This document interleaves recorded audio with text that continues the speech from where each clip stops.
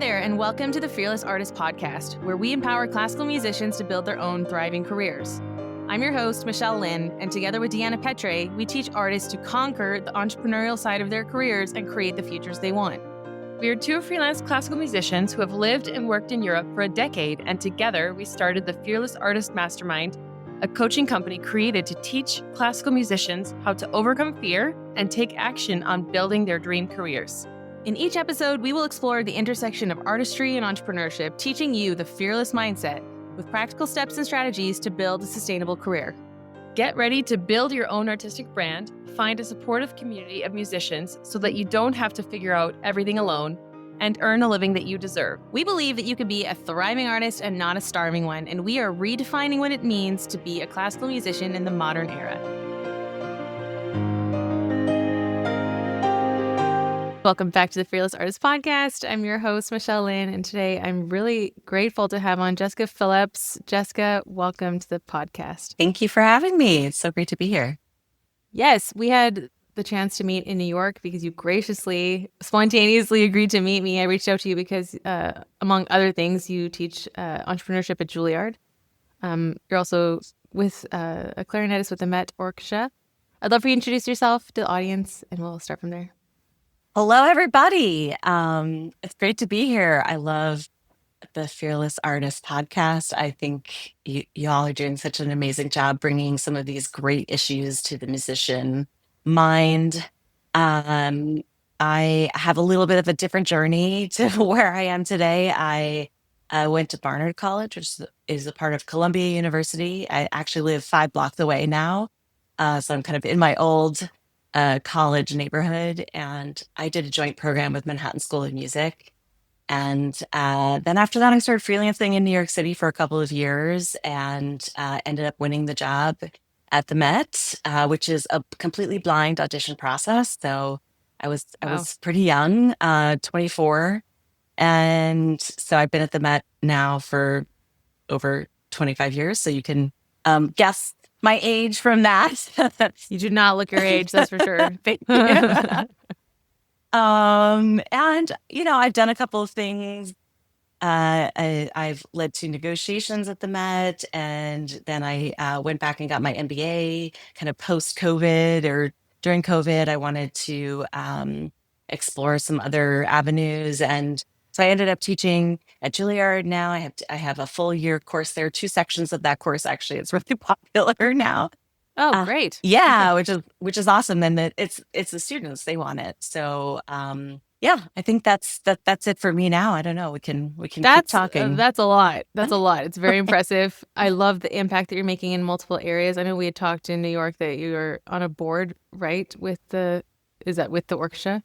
No, I'm actually on the board of a member services organization. So in the US, nonprofits are something that you can become through the IRS, our tax, agency. I think you have a lot of international listeners, so I'll try not to. We do, yeah. I don't want to assume U.S. nonprofit knowledge here, but it's a fiscal sponsor is a way that individuals or string quartets or dancers or actors can take on nonprofit status through this member services organization. And so I'm on the board of The Field, which is one of those organizations. So we help all kinds of, artists take tax-deductible donations and raise money. And we help upskill them, do a lot of professional development, career services for them there.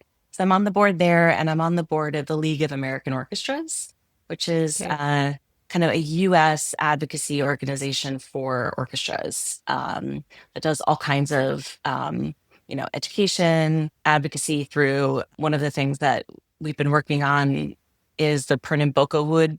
So all the bows, so traveling, with that wood, we've had our incredible advocate in Washington, D.C., Heather Noonan. She's gone to Brazil to advocate for musicians and that wood and traveling with it. We're not part of the problem. So yeah, that's one of the things that we do there. That's amazing. Yeah, like I said, you're having an impact in so many different areas in the industry, but you've maintained your job as a clarinettist in the orchestra. Can you talk a bit about how you had not just the time, but the energy, the space, the mental space to take on so many other roles and what that looks like. And we talk a lot about portfolio careers, but this is, yeah, a little bit beyond, I think.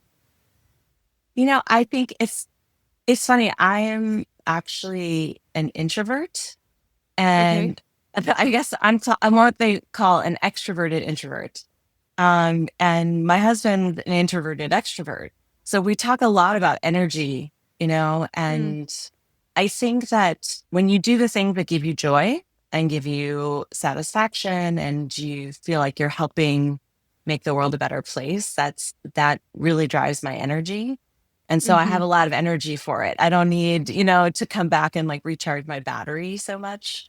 So these things that I do are all kind of in line with my personal mission and therefore are incredibly fulfilling and appeal to my sense of curiosity of how things work and my sort of collaborative nature. I find myself a cross aisle translator a lot, meaning this is what musicians mean when they say this, and this is what Right. management means when they say this. And that kind of cross aisle shuttle diplomacy is something I find really fascinating. It sort of draws on my college days when I was a political science major. And, so I do love that sort of those subjects and topics. So it gives me a Mm, lot of joy. I think that gives you the hmm. energy to do all those things. Yeah, that's a great answer because more and more, like through the podcast as well, I've met a lot of high capacity people, a lot of people having large roles in a number of different areas. And so it's great to hear how you're thinking about these things because we are limited in a sense, but it sounds like a very full and rich life in a lot of capacities. What was one of the first things that you added past the performance career? The first thing I did was sort of step into the orchestra committee, which is something I think not a lot of people understand about orchestras, is that there's usually an orchestra committee, and that orchestra is sort of tasked with the not only governing the orchestra itself, but also negotiating on the orchestra's behalf. And so much of that knowledge is passed down from colleague to colleague, from generation to generation. So I joined and learned a ton about, labor law and, bylaws and, our orchestra and the history of our negotiations and our contracts for a couple of years. And then I sort of got thrust into the role of the chair. So at the last minute, which, is a whole other story, but I don't think I ever would have thought of myself in that way, but there just was nobody else there to do it at the time. So I took that on, and it was the first negotiation that I did was extremely contentious at the Met. And then the second one in 2018 was collaborative. We did a lot of interest based bargaining, which is sort of a methodology, a lot of transparency and collaboration to get to that second negotiation, which kind of made me interested in negotiation tactics. And, so then I went to Harvard to learn more about negotiation processes and just kind of, I think one of my personality traits is just like lifelong learning. So if I don't know Mm, something, I want to like know more about it. So I really spent a lot of time I had all of these instincts as a leader, but I didn't know why. And so mm, I kind of went back to school, got these certificates and my MBA in arts innovation and entrepreneurship. And that sort of gave me all the theory behind my instincts as a leader for both failures and successes. So wow. it was a really interesting time. I think it made me feel more confident as a teacher too, Mm, mm-hmm. because when I came out into the industry, the landscape is very different than what my students who are graduate students now are facing. So I really wanted to understand the foundational frameworks of business to teach them rather than like, here's what you have to do, this like kind of prescriptive attitude, I think that I got when I was coming out of school. And so I Oh, want to interesting. equip them with tools, I don't want them to be like, we do a negotiation simulation, we do all kinds of things in my class, but it's all experiential learning, which sort of is the theory of adult learning, is that you really need to do it. You need to do it to learn Right. it. And so that's my focus in my teaching, but I kind of got that in my own learning after I kind of left the committee role in the orchestra. So that was sort of my mind journey there. Yeah, no, it's amazing. There's so many elements here that I'd like to unpack. What's something that you learned about negotiation? You said you did an MBA at Harvard, right? Oh, I know I That, did my MBA at the Global Leaders Institute, oh, right. which Okay. is Yeah. really arts specific. Harvard has Harvard Kennedy School, Harvard Law School, and Harvard Business School all offer, like certificates in specific learning modules. So Yeah. 3 at Harvard Law School on negotiation.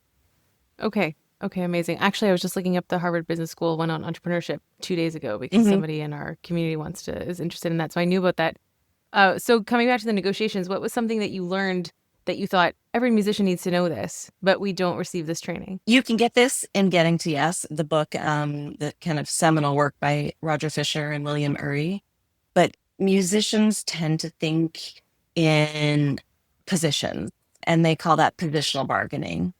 And the kind of the thought of instead thinking about interests is a way to bargain and think about getting away from the scarcity mindset that I think we all have in the nonprofits and the arts, at least in this country, and thinking about how we can work together to actually make the pie bigger, make Oh, that's value. good.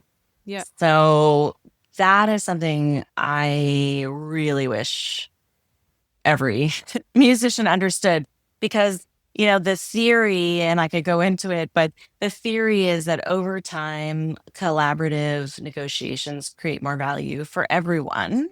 So I think we tend to get this really contentious negotiation atmosphere in many orchestras in this country, and it just doesn't serve any side in the long run. So That's amazing. So when you yeah. say positional, that's really like us versus them, that kind of positioning. Yeah, exactly. And an interest is like, we want a wage increase. We want to attract and retain the best musicians, to our orchestra. That might take the form of, several different kinds of things. Whereas a position might be like, we need to get, 15% wage Mm, increase, and we are not willing to talk about anything else. And so that's a position instead of an interest in getting that 15%, but how is the organization going to do that? And how can they do that? Sometimes what I experienced in 2018, for example, is that healthcare is very expensive in this country. And so by taking on a small percentage of the healthcare costs for each musician, that saved the Met an outsized amount of value. And so that's an example of just creating a tremendous amount of value without us, the musicians, giving up something tit for tat, kind of. mm, What stops musicians from thinking in this bigger picture, make the pie bigger, and keeps us stuck in this, as you say, scarcity mindset? I think that these stories, these sort of entrenched systems, if you will, power hierarchies, they're very sticky. They linger on. You said, us versus them. Those kinds of things linger and become part of the collective, mind meld, because we tell them as stories and we Mm, accept them as true. And that emotional reaction to stories is something we know scientifically, like that, when I tell you a story, we're neurally coupled, we're entrained, our brains are, lighting up in the same way. And so that's kind of the science of the stickiness. And so, conservatories, higher music, elite music education across this country, we stand on the shoulders of tradition, and there's a lot of fear about innovating. We mm, don't want to alienate our traditions.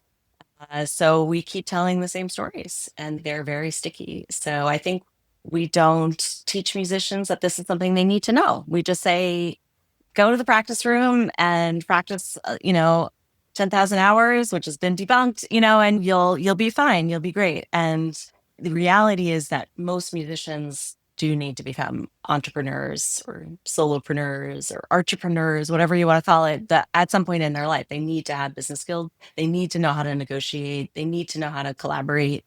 They need group dynamic theory. They need to know how to work with other people. And that's not really something we teach in conservatories and higher music education. I think it's changing. I hope it's changing. I know you're part of that change. Yeah, exactly. Which is why I was thrilled to learn about your curriculum that you had shared with me. Going back to what you shared about you were kind of taught a formula and instead you're giving your students tools or business foundations. Can you talk about the contrast between maybe also what I learned in school versus what you're now carrying into the next generation of musicians? Yeah. I was very lucky. I mean, I think anybody who wants to pursue art is lucky. They're privileged in some way. Somebody has helped them get there, right? They have a Yeah. network and they have a support system. And all of my early work was through somebody who my teacher had a connection to. Said, "Oh, she's good." They spoke for me, and so Mm. that's what I call relational capital. Somebody said, "Oh, she can do it. She's learning, but give her a shot." And there's just all of those gigs that I did early on in my career. Some of those groups don't exist anymore. Mm. And that sort of relational capital still is necessary, but you may have to do more to get it and to work for it. Or a lot of musicians leave the city and they go somewhere new. And so they don't have those systems of support already built in. So learning how to network, learning how to speak for themselves, learning how to pitch an idea, learning how to solve a problem, learning how to see that even though we're very privileged to be artists, our communities and our society needs artists to be Mm. healthy. And so we provide a service that is integral to our communities. So kind of flipping the narrative of like, oh, you're so lucky to get to do what you love. That we hear at Thanksgiving every year. Oh man, how many times have we heard that? Right. And Yeah. I've worked a long time to be able to hone my craft and to do what I do. And the reality is that nobody can do the things that art can do in terms of healing or, any of these community-based social prescriptions that we're kind of starting to talk about in the arts. Only artists can do that, right? Only we can deliver that learning and that healing. And so part of it is just empowering the students to understand that they have a valuable service. It's not totally just selfish what they want to do with Yes. their lives. I think Yeah. they get Thank you for that saying that. I some would love for you to expand on that because I've heard that so many times. yeah, I don't know where that We're comes currently, from. yeah, because it's about us. I think that's the lie that's getting twisted in there because I have to talk about me to tell you to come to my concert. So it's selfish somehow. That's what I've Yeah, heard from people. yeah. And we were just having this discussion in my class yesterday, actually. Like I try to get them to think about what is their unique differentiator, their unique value proposition. And some of them are like to get it, know what it is for themselves right away. And some are completely paralyzed by that. And and so we talked about what are some examples of that and what marketing research surveys tell us, at least in this country, is that some of our audiences love new things. Some of our audiences want to hear Beethoven over and over again. Wonderful, right? Those are both wonderful audience members. And so it's about kind of knowing where there's a product market fit. And so I Right. speak in these business terms with them to get them to understand you need to know your audience. Yeah. And if you're, you know, playing Beethoven all the time and your audience is really like a sort of infotainment group where they want to learn something new, then maybe you want to put some Webern in there, and then people go, oh, that's so interesting. I never thought of that pairing before. Mm. And if you're Mhm. an edutainment attractor, then maybe you'll put something fun, or you'll play. One of my students loves to use there's a clarinet piece from the movie The Terminal, and it's a wonderful little she uses it as an encore actually, and people Oh, fun. recognize it, and so it's like that's edutainment. They love it. It's Right. entertaining, and it's interesting to see something modern and relevant put next to Beethoven, and people feel, oh, it's relevant. Classical music is relevant if you still even call it classical music, so they start to kind of see, oh, actually, yeah, there's how would I think about a recital or a concert or a product.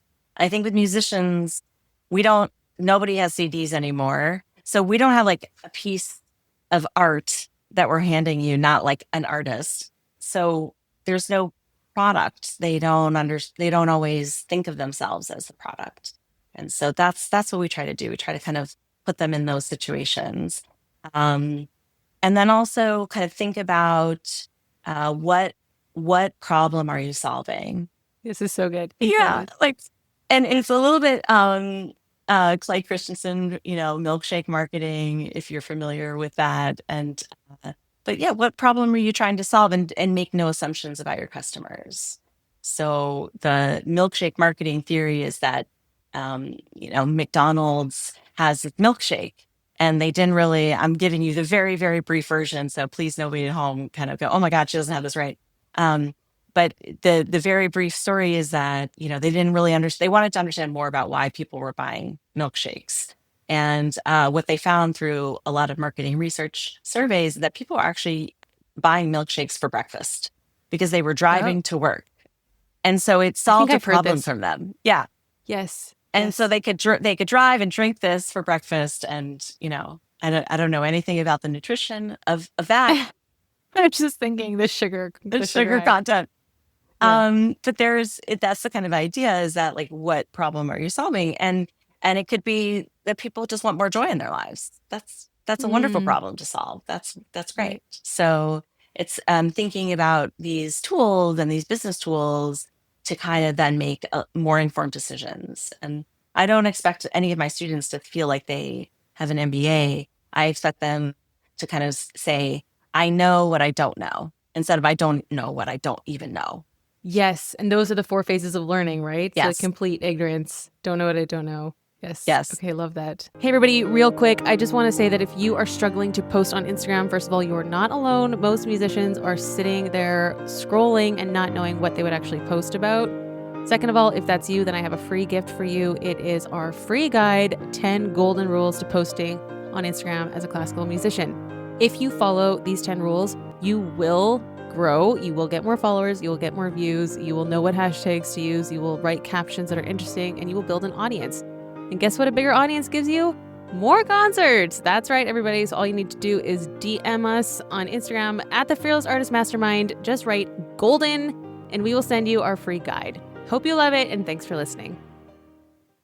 How receptive are they to specifically the business jargon that you're bringing in? And I mean, I really appreciate it, because I think it helps musicians to realize like there are other worlds out there than ours, and we should use the language of the world. If you want to come into these collaborations or negotiations or looking for corporate sponsorship, it would be helpful to speak the language of the people that we're speaking with. Yeah. I think that the feedback that the students have for me, and I stay in touch with a lot of my students. Like, I've been teaching for 5 years now, and a lot of them say, oh, I got this job, and can you help me look at this contract, and how should I do this? And I always tell them, once you've been in my class and you've had to listen to me talk for as long as you all have had to listen to me talk, you are part of my family, and whatever you Aw. need, email me. And so a lot of them do. And at different points in their life and their career trajectory, certain things start to make sense for them. And that's great. That's really what I want them to know is like, oh, I don't know enough about this contract. I need to get a lawyer or I should get some advice on this. Like, not being afraid to ask for help is super important. Like, because I think, and I say that, I don't say failure because like the first assignment they do in my class is talk about a time where they had success or achievement or failure, you know, and they realize right away that their failures are a lot more interesting than their successes and taught them Oh, much wow. more. Yeah. So that the idea that this is an experimental lab, an incubator, you know, that is totally devoid of anything that they might feel in their everyday lives of having, as we all are as perfectionists and as musicians, you know, wanting to put our best foot forward, and that they're still in that phase of realizing that perfection is something we strive for but never achieve. And so it's like Mm, giving them permission, like we're gonna play and have fun and do different things, and you're not gonna have these skills necessarily. I find that instrumentalists are very, for the most part, not very interested in talking.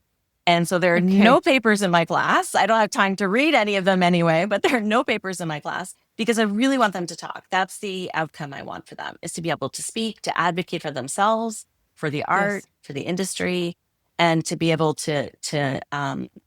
you know, speak in that way, I think is really important. And that's the kind of the feedback that I get, is that they have a different confidence leaving than they had coming in. And I think also I see each class get really tight and very psychologically safe. And so it's a place where they can Oh, yeah. talk about all of these things that are like, yeah, why is it done that way? You know, so they can Hmm. kind of start to play around with innovation in a way that they can't really do anywhere else. Yeah, that's amazing. I love that. And we also see that in our groups, people get, once there's safety in the room, then people can really be vulnerable and share and learn from one another. I love the environment you're creating. Can you talk about the negotiation simulations and how you set those up? And some of the, maybe if you have any fun stories about something someone learned in them? So the negotiation simulation is actually a Harvard simulation that they designed, called Sally Soprano. And Sally Soprano? yeah, Okay, I love it. and I generally have them break up in either groups of two or four. And so there's Sally Soprano and her manager, and then the lyric opera theater. You know, they're kind of artistic and CEO, and if it's a group of four, and they have information about each other's needs and interests and positions. They then have to go and prepare and then negotiate a deal, which basically is a term sheet, right? Like, what are the things that you agree to? And I give them parameters of like, you need to agree on her salary and, you know, but other than that, everything else is up for grabs, you know, and they're like, where is she from? It's like, where is she from? I don't know. You know, you get to decide. So they do come up with amazing things. And some of it depends on the guests that I've had in class. But I remember Ben Spalter, who's Yannick Nézet-Séguin's, like, he's his kind of artistic manager in a way. He runs his whole business. He came to speak to the class once and he was saying, Cool. the bands, and I think I can't remember if it's like Ozzy Osbourne or they always had this contract that had blue M&Ms had to be in the dressing room. And he said to them, you know, it's not because they need blue M&Ms in the dressing room. It's because they want to make sure that the presenter is reading the contract and that Yeah. all their needs will be met. And so, you know, they take that and so sometimes it's like no lilies in the dressing room because Sally Soprano is extremely allergic, you know. I love that. Yeah. One was the No blue, lilies, yeah, because no there's an lilies. abundance of flowers in my dressing room at all times. Exactly. They really get into it, you know. One was the blue parrot clause, which really was the most funny. Sally Soprano had a parrot, and you know they had to allow her to have this emotional parrot in her dressing Oh, room. oh man, that's so great. I think the thing though that they take away from that is that they are negotiating a contract that at some point they will be doing themselves, right? For themselves. Mm-hmm. And the fact that they're doing it, and really have to, and they have to do a press release announcing this Oh, deal. Yeah. So the fact that they do it, and it's not for them personally yet, the reflection on the assignment is, you know, I thought this would be so much scarier. I thought that I wouldn't be able to do this. I wouldn't be able to advocate. But because I could advocate for Sally, not myself, it that's was interesting. so easy for me to think about. And I learned, like, oh, I should slow down. I don't have to answer right away. They really do learn a lot about themselves as, like, when they get agitated and having to speak again. So they get a lot out of that. That's the first kind of um the time that they probably thought about, actually, how do we get to this contract phase? And then Mm, when I debrief the project, I show them the range of deals that the whole class got. And I go through kind of, so they see, oh my God, somebody got this possibilities. salary and somebody got Yeah. this, but actually the aggregate of the deals are fairly similar. There are Mm, a few outliers here and there, but the way people go about thinking about value is how they interpreted Sally's or the lyric opera's needs and their value needs. So this is interest. fascinating. Mm. So interesting. Be able to see also the possibilities of what other people could have thought of to negotiate. What would you say to like our musicians listening who are afraid of negotiation because if you ask for, let's say, a higher rate and the other person, they say no, they can replace you because there are so many pianists, let's say. How can you put yourself in a mindset of there's a possibility here. We're going to negotiate and see what's better rather than thinking, because we've heard so many times, like, I can't ask for more money. They'll just get someone else. Yeah. I think that's the crux of the issue, isn't it? Um, I think that when artists know their value and they know their unique differentiator, or we might say unique value proposition, what they're bringing to wherever they're going, whether it's soloing or teaching artistry or working on a gig. And let's put working on a gig, let's put a pin in that for a second. When it's a personal contract that you're negotiating yourself, presumably the approach to that is with your value in mind, and the person that you're making the contract with, their value in mind. So everybody wants to get a deal, everybody wants to work together. And so the process of asking for what you need, or asking for something that the other person says, I cannot meet you on that, or, can you explain how you got to that number?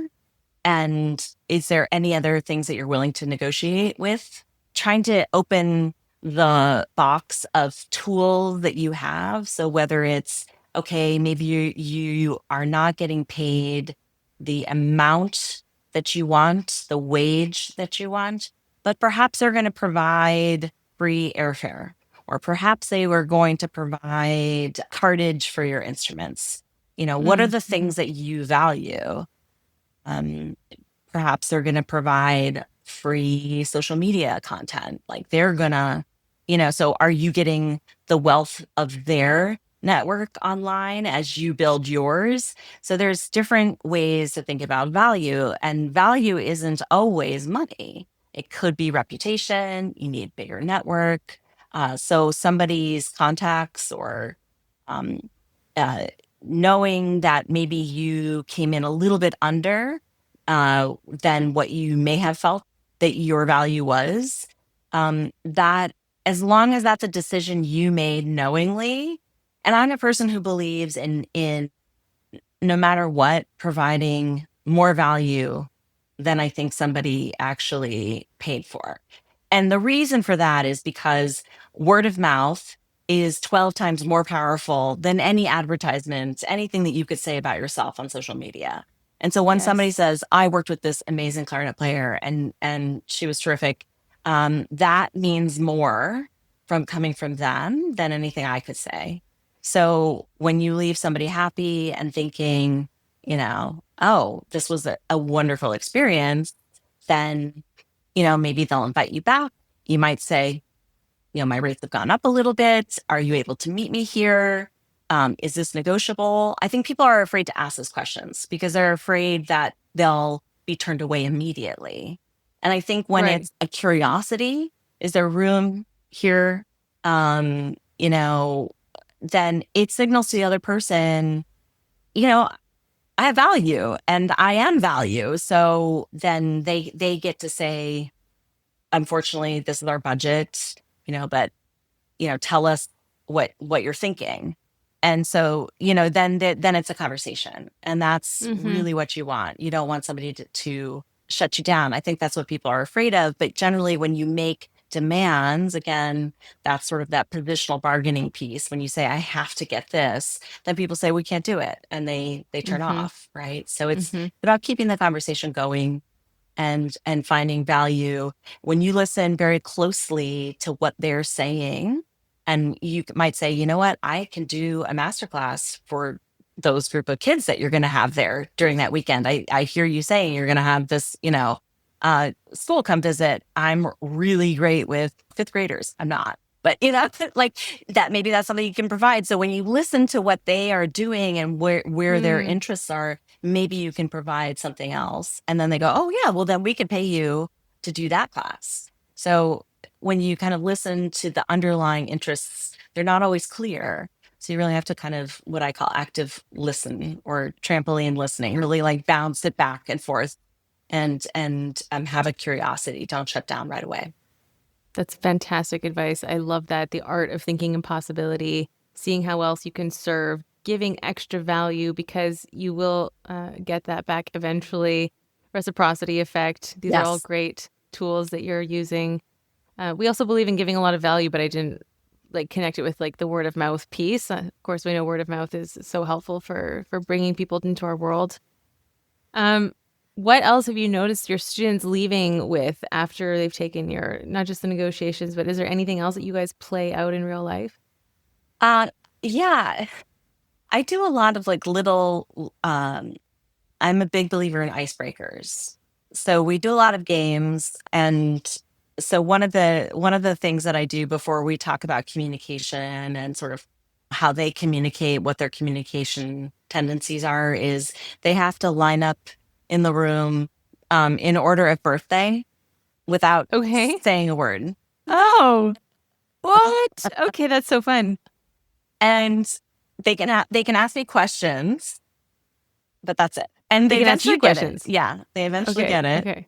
Um, and then another one that we do, and this is all kind of putting their body too in Mm-hmm. the space and getting Mm-hmm. them to actually move around. So another kind of warm up exercise I do is that we stand there in a circle and everybody has to look at two different people and they have to stay equidistant between those two people. And if you remember your geometry, that can be many different places. So when we start moving around, then it becomes this like really chaotic, space of people moving around until it finally settles. And it's a very interesting experience because I think they start to understand, oh, it's a complex adaptive world, right? And I'm focusing on these two people, but somebody else was focusing on me. And if I moved over here, that moved the whole room around. Wow. And, you know, things start to happen. They start to feel that one thing can set off something, but they're not in control of everything too. But it's Mm-hmm. okay. It can be this like they're giggling and bumping into each other, and they kind of are feeling that in their bodies. And then the next thing I do is something that's called foreign theater. It's also known Yes. as theater of the oppressed.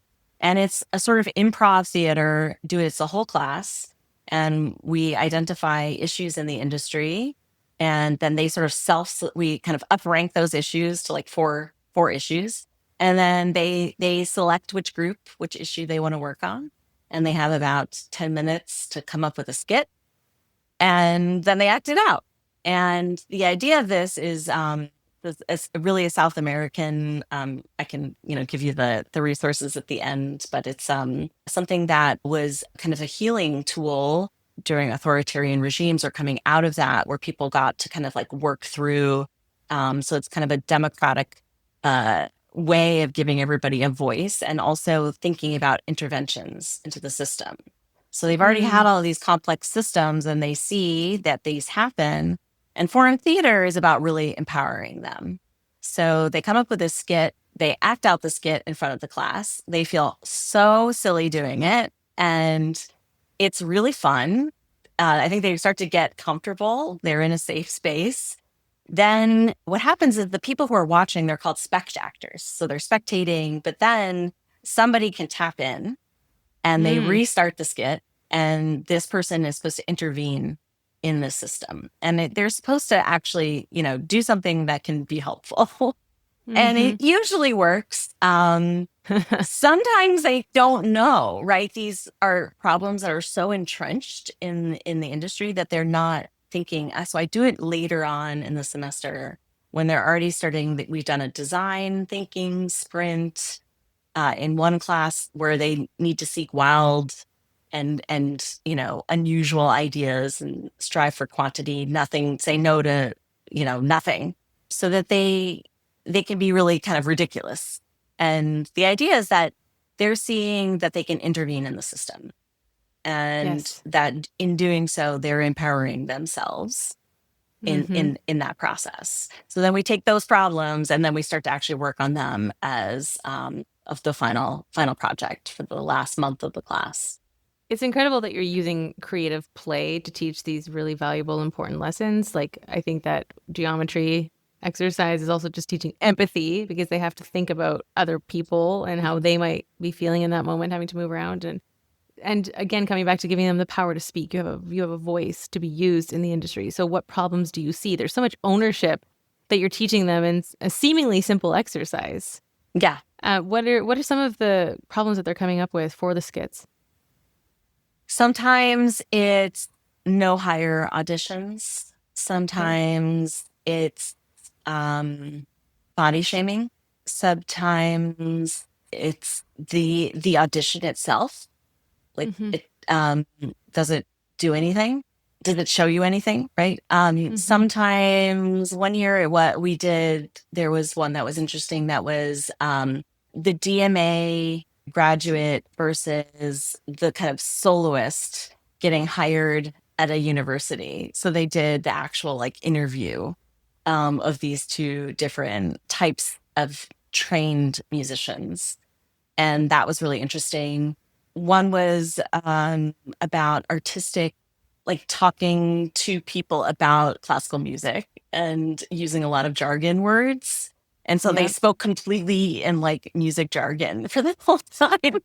And people were like, so they acted that out. And it's supposed to be like, when you read the theory of this, and it's supposed to be a bit over the top, it's supposed to be a bit overemphasized. Exaggerated. Thank you. Yes. So that it is supposed to kind of feel so ridiculous that then some small intervention can kind of bring the level down. So sometimes it's about feeling that their teachers or the faculty are not speaking the same language as them. So, but they feel safe enough to do that in the room at this point. So, and then that can morph into, for example, is the Master of Music degree, what we call it here in the US, or Bachelor of Art, is that degree transferable? Can they go on and do something else, even with that degree? And are they a failure if they do? And oh boy, a lot of times, the one really interesting one, they were like convinced the degree was just a piece of worthless garbage. And by the end, they were like, "Did you know we had a career services office here? And you can go." And they, understood absolutely this degree is transferable to anything that you do. In fact, the World Economic Forum just said, like, all of the skill that employers want to see in 2030, you're getting them all in music education. So Wow.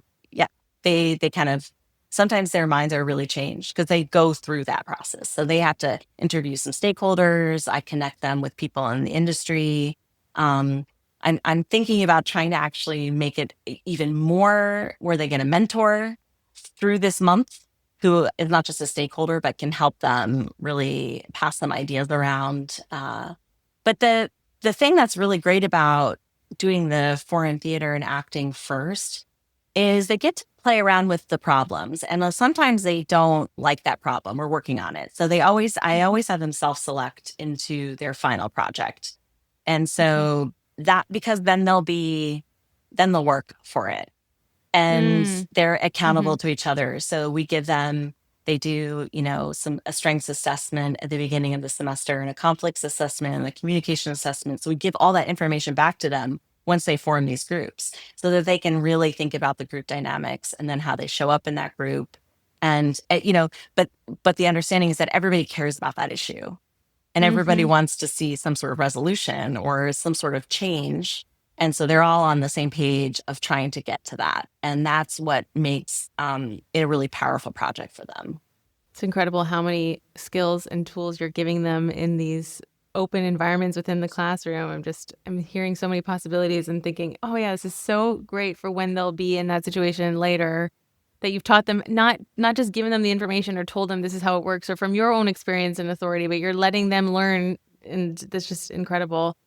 If you had to choose one thing that these kids know finishing your class that you wish your colleagues knew, do you know what that would be? Oh, I think that it would be, and this is from my perspective in the orchestra world, the idea is like you get a job and you get tenure and you're set for life. And for a lot of musicians, that's not enough. They get to, I get so much joy from performing and every time I perform, I also need to use the other parts of my brain too. And so it's never too late to keep upskilling yourself, to keep thinking about what lights me up, where is my energy, what brings me joy.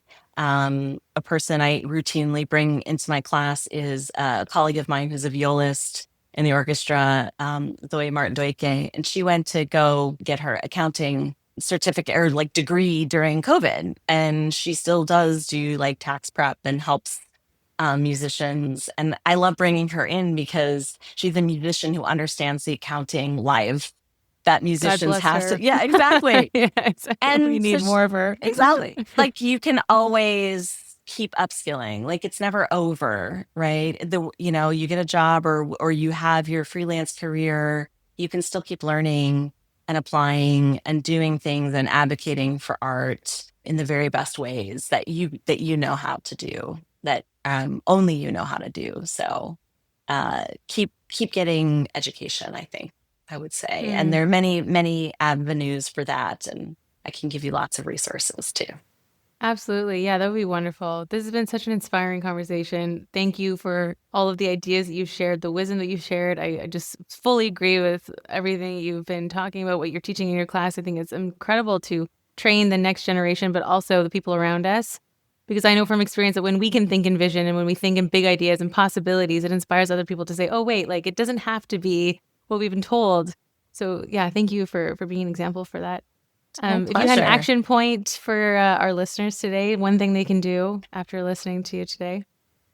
Well, let's see. If you're interested in negotiation or learning more about that, Getting TS is an incredible book.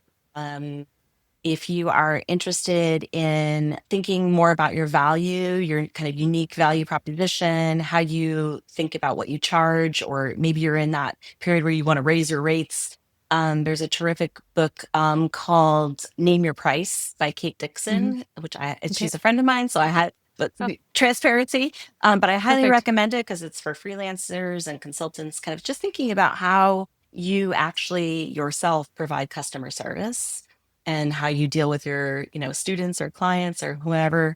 I That's a good one. find, yeah, a lot of people get tangled in that. They're afraid, like you said, to kind of ask for more. So just kind of thinking about what are your own policies, your own HR kind of values and things. So that's a terrific book.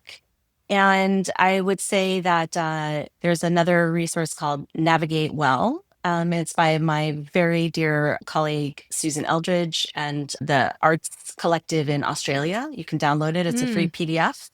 And Springboard for the Arts is another one that's a fiscal sponsor organization in Minnesota. And they provide a really great career resource for anybody who's sort of kind of trying to work through all of these layers. I think that just sometimes sitting down and writing it out is so important, to kind of just pulling out of your head what's important to you. And like not your teacher, not your parents, not your spouse, partner, whomever, friend who's also a violinist, right? But you yourself, and really connecting to that. Sometimes hand to paper is good. So absolutely. Thank you. That's wonderful advice. Definitely going to put those resources in the show notes for everybody listening. Jessica, how can we find you, follow you? What's the best way to keep in touch? Oh my goodness. Okay. I think LinkedIn is probably the easiest thing for me right now. I did tell my class I tend to answer more LinkedIn messages, but you probably reached out to me on Instagram, I think, right? And yes, and then you didn't answer, so then I found you on LinkedIn. And then you answered immediately. And I was so grateful because, I just cold wrote you and I was like, she's never going to have time to meet. And then it was just such a wonderful conversation that we had. It was a fun snowy day, wasn't it? I really remember it. LinkedIn is probably the place where I do answer those messages, because I love, when people say write and have an ask, then I answer there. I am on Instagram. I think I'm Jessica Phillips Clarinet on Instagram. I really had to go off Instagram to get my MBA complete. But I am on LinkedIn. That's the place to find me, and we can put that in the show notes as well. And I'm also at jessicaphillipsclary.net. That's my website. Yes, I know. How cheeky. And you can contact me through my website too. Perfect. Thank you so much for your time today. Thank you for having me. This has been so much fun. Okay, everybody, make sure you share this to your stories and go check out Jessica's LinkedIn, and we'll see you in the next episode. Be fearless. Thank you for listening to the Fearless Artist podcast. If you found today's episode inspiring, hit that subscribe button and don't forget to share this podcast with a friend. To join our membership or one of our coaching programs, visit our website at thefearlessartistmastermind.com. This episode was produced by Pokey Huang at phMediaStudios in New York City. We're Deanna and Michelle, encouraging you to create your own opportunities and to go after what you want. You have what it takes to build the career of your dreams. Until next time, be fearless.